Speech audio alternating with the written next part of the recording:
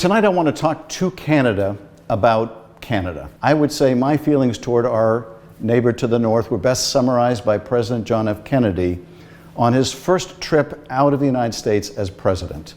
Geography has made us neighbors. History has made us friends. Economics has made us partners.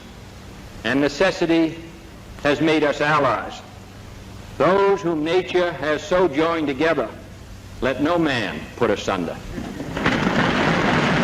Let no man tear asunder.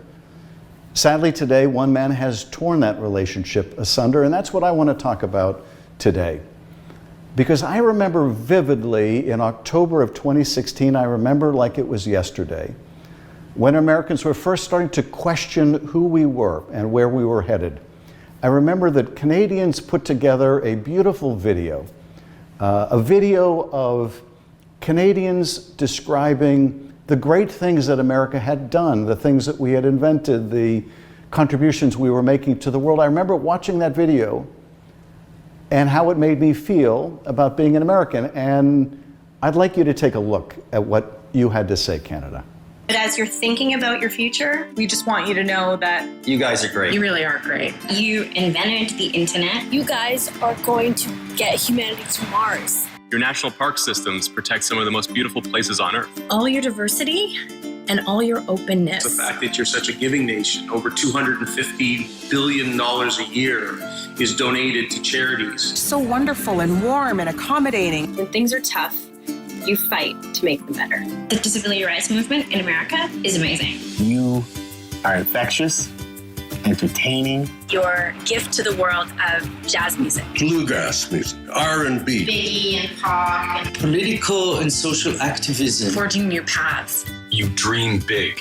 Your quest to be the best creates the best. A land of opportunity where anyone can be anything they want to be. The vibrancy and diversity and the idea that we can all live together. You know, America, I think you're already great. You're great, America. We all love you, and we think you've always been great. Thanks, America. I think you're great. Stay great, America. When I think of that video now, I have to say it breaks my heart because I know there is such anger and animosity directed at the United States from Canada, which I can more than understand. But as you were so kind to remind us Americans of the better angels of our nature, I want to take this opportunity to say a few thank yous to you, Canada, to remind Americans what we have to be so grateful for with our Canadian friends and neighbors. Let me start with the most significant, and that is that Canada, you have stood by our side in practically every war that we have been in. You have fought next to us, you have died next to us, whether it was Canadian soldiers and American soldiers in World War I, or Canadians and Americans in World War II, or Canadians who came to our aid after 9/11 and served side by side with us in Afghanistan and died by our side. Canada, you have been there for us in the most meaningful way possible, that you have put the lives of your sons and daughters on the line for your friends and neighbors out of a shared friendship and out of our shared values. And of that, I am the most grateful. And I wish our president had some recollection of that.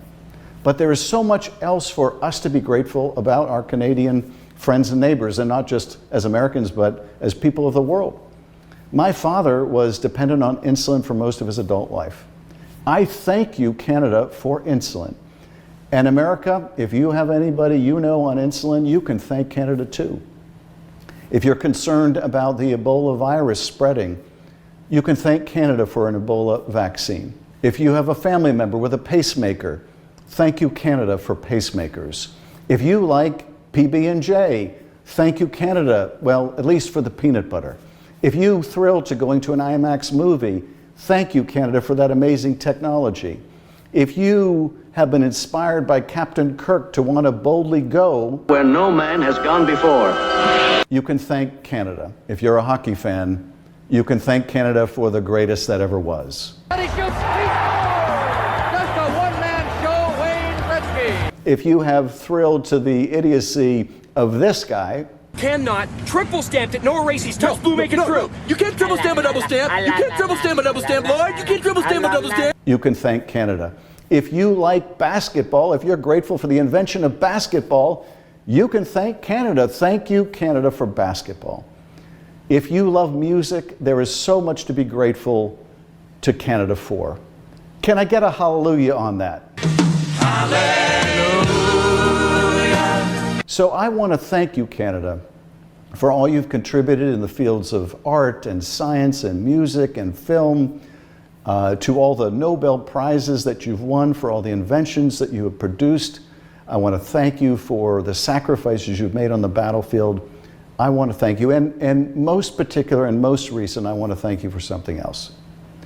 When fires ravaged my hometown of Los Angeles, when they were still burning in Altadena and they were burning in the Palisades, I went to one of the incident command centers, and I had the privilege of serving food to the firefighters who were battling those blazes.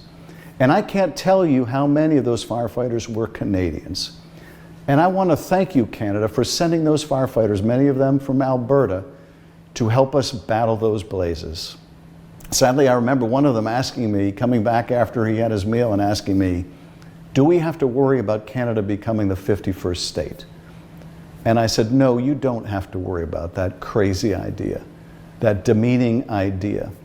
But I want to tell you just how grateful I am that your brave firefighters were willing to come down and battle those blazes, and I know I speak for everyone in Southern California, if not all of California, when I say that.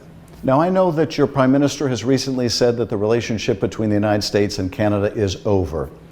And it pained me to hear those words, even as I understood the anger behind them. But I hope and have confidence that our relationship is not over, even though it will take time to mend. And I say that because one thing I know about my Canadian friends, and that is through thick and thin, you are the best of neighbors.